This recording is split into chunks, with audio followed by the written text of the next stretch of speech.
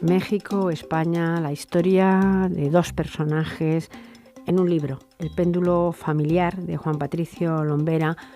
De este libro, El péndulo familiar, vamos a hablar en los siguientes minutos y vamos a hablar también de realidades diferentes, de países diferentes que se unen en muchas ocasiones, de vidas diferentes y también de la manera de enfrentar la vida. Y lo vamos a hacer con Juan Patricio Lombera, el autor del péndulo familiar. Bienvenido, lo primero. Muchísimas gracias. Hola.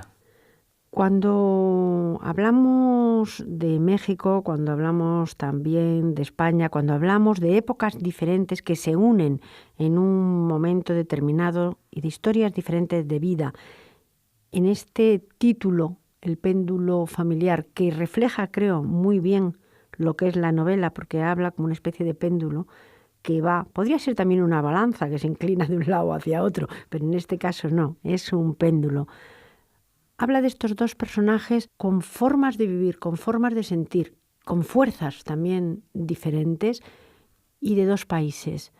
Hay que decir primero, y quizá convendría hacer un poquito de biografía de Juan Patricio Lombera, que esta no es su primera novela, es su segunda novela, pero ha escrito relatos, ha escrito teatro. Llevas ya bastante tiempo escribiendo.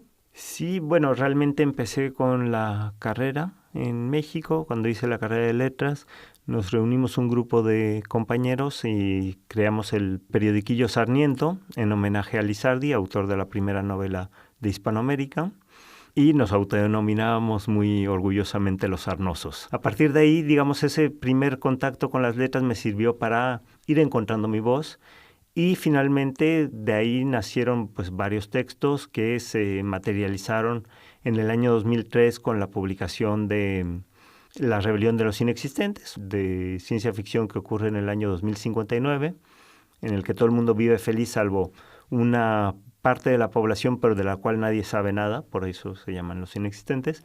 Y El bestiario chicano, en el que, cogiendo como pretexto los libros medievales sobre animales fantásticos, los bestiarios, hablo de todas las situaciones que, bueno, sufren mis compatriotas cuando van hacia los Estados Unidos y cruzan la frontera de manera ilegal.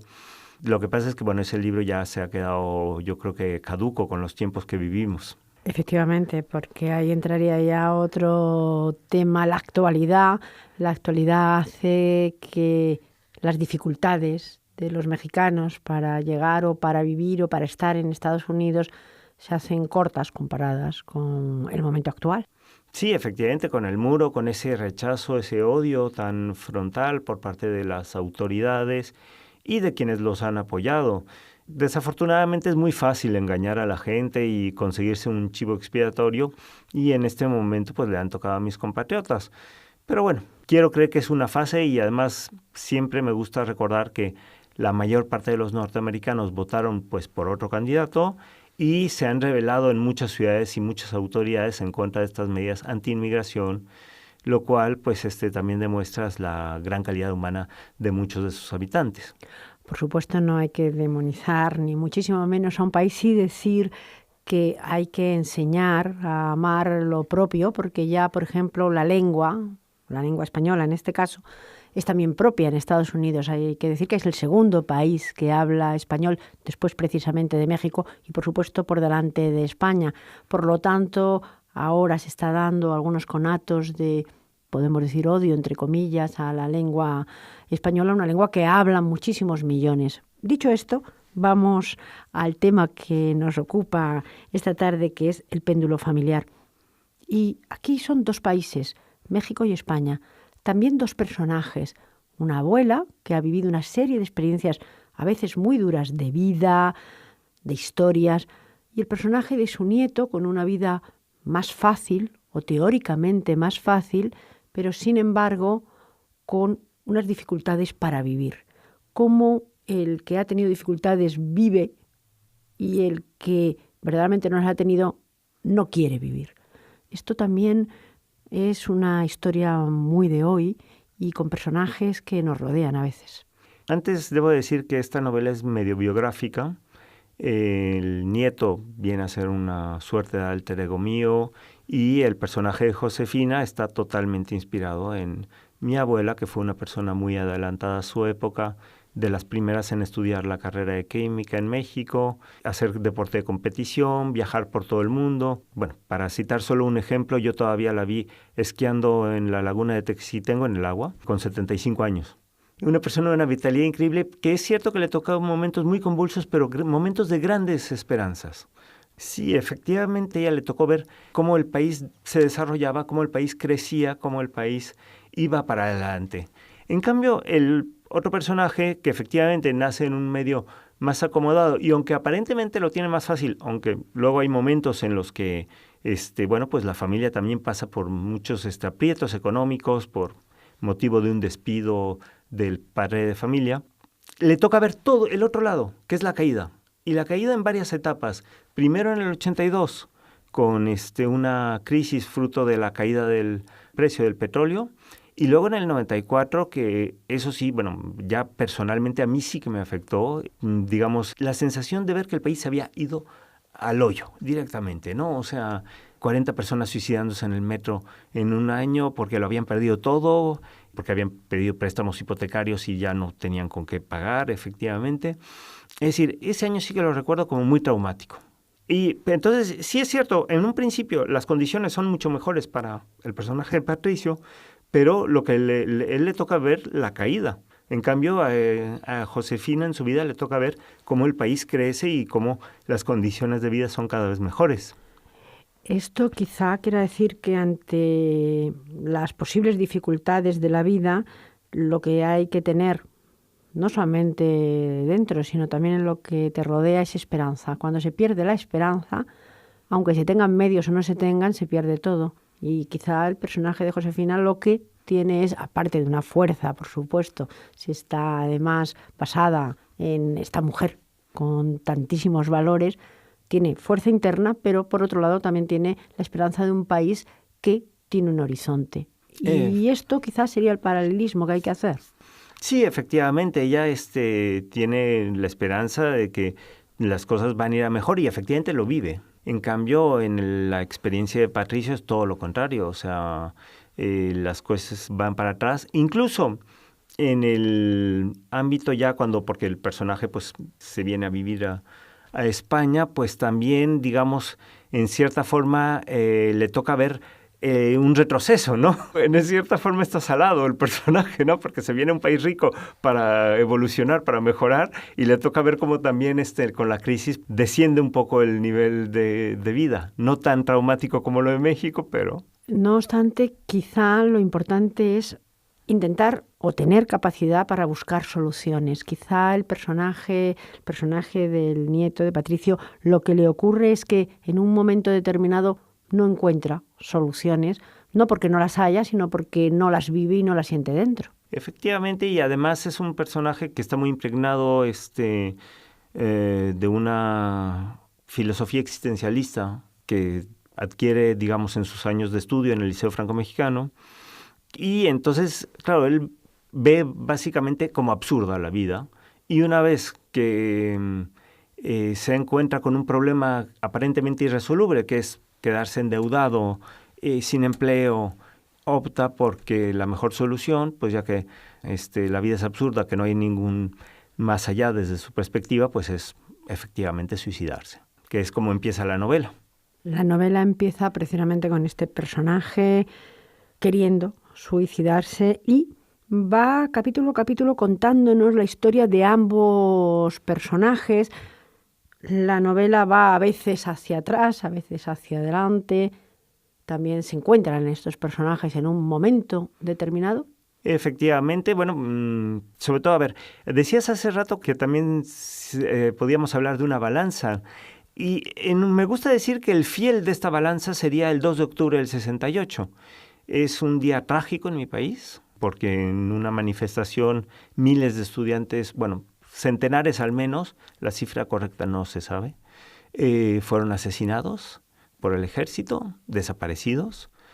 Y es una manifestación que, digamos, a la que pudo haber ido mi padre, el personaje de Enrique que aparece en esta novela, Y afortunadamente, pues al final no lo hizo porque si no, quizás no estaríamos hablando aquí y ahora, ¿no? Pero además de eso, marcó un antes y un después en la historia de mi país y porque, bueno, pues es la primera vez que, digamos, una generación se manifiesta porque quiere democracia. Hasta ese momento el país iba para adelante y la gente, bueno, sí sabía que había corrupción, sí sabía que no había democracia en el país, el PRI siempre ganaba, pero tampoco había mucha molestia con ello porque el país iba hacia adelante. Y esta generación de estudiantes que también están influidos por los movimientos en Francia, en Estados Unidos, pues dice, no, nosotros queremos poder elegir libremente a nuestros representantes. Hay, por tanto, un punto de inflexión en este 2 de octubre de 1968, en esta Plaza de las Tres Culturas, en las que hay una tragedia, pero luego hay un después.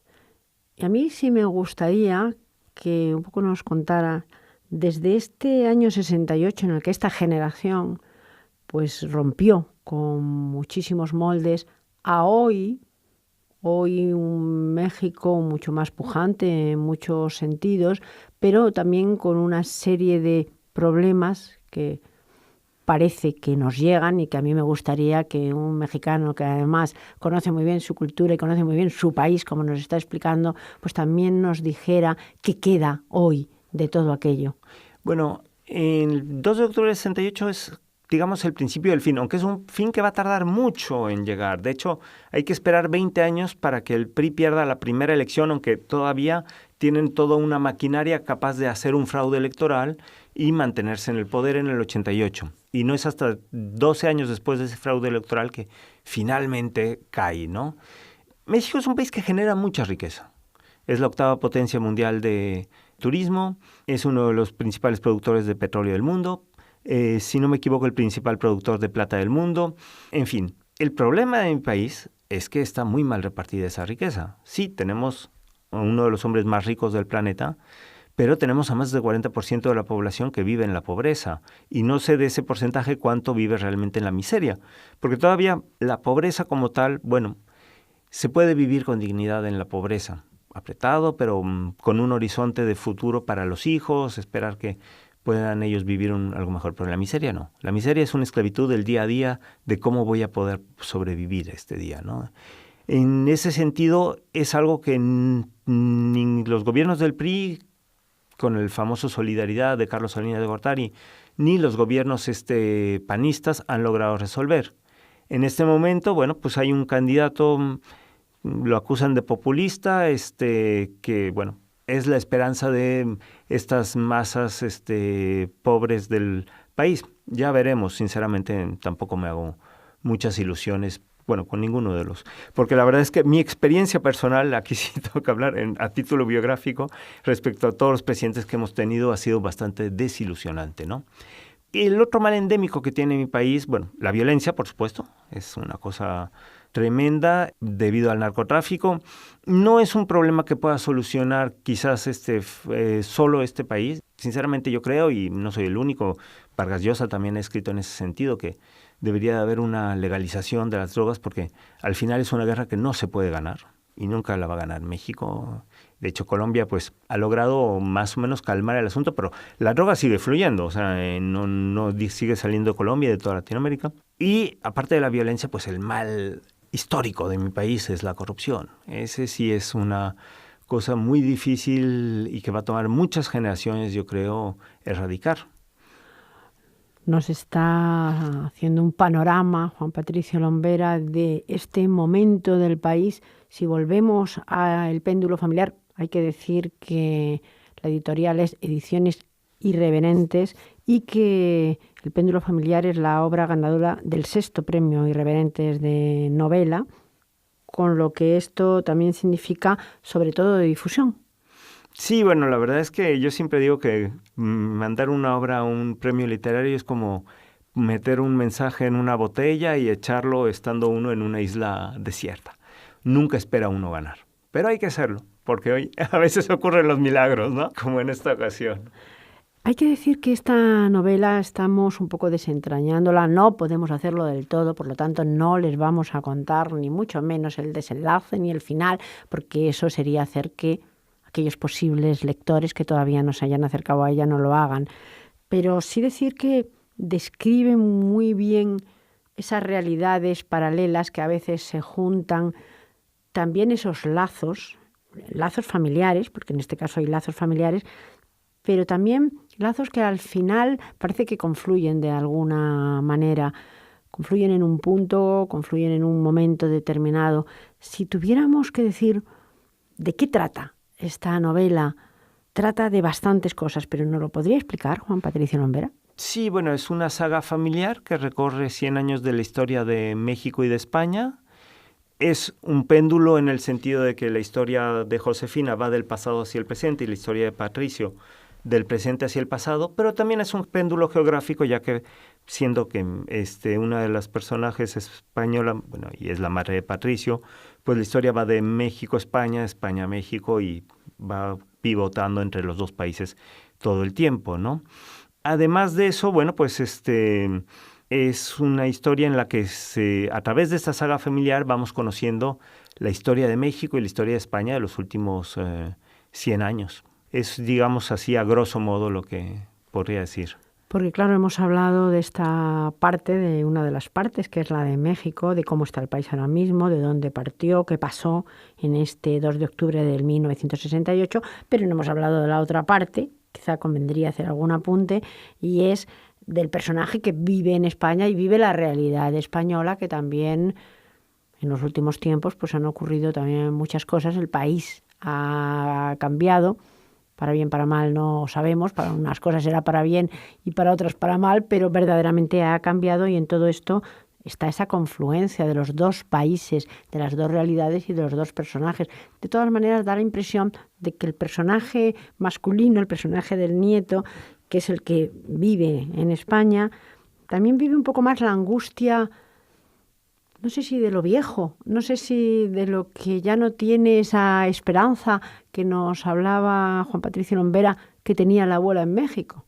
Bueno, es cierto que a título personal, ¿no? Cuando yo vivía en México, pero también, claro, era más joven, ¿no? Y sentía que tenía energías y podía hacer lo que quisiera, ¿no? O sea, y aquí sí como que había un efecto desmoralizante, por decirlo de alguna manera, ¿no?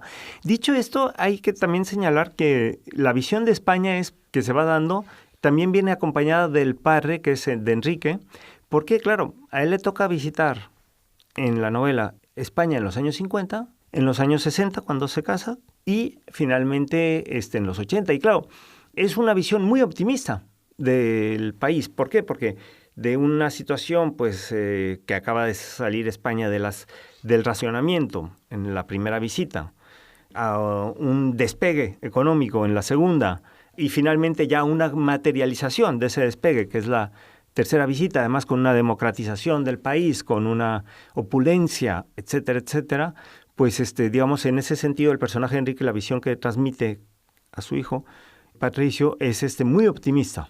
De hecho, y es un poco el sueño con el que se viene Patricio. Él viene al primer mundo. Y sí, llega a él, pero efectivamente ya luego, bueno, pues se va dando cuenta de que no todo es maravilloso, ¿no? Y en algunos aspectos sí echa de menos o sobre todo le sorprende una sociedad tan polarizada. No obstante, hay que decir ya para terminar que aunque estamos hablando de países, estamos hablando de vidas diferentes también, hay otra parte que es la parte más íntima en la que se trata también, y se trata en este libro de cómo alguien puede llegar a la desesperación o por lo menos a la falta total de esperanza y a creer que la vida no vale nada. Lo dejamos ahí porque esa parte también la tienen que descubrir los lectores. Muchísimas gracias, Juan Patricio Lombera, y recomendamos a todos este péndulo familiar. Gracias.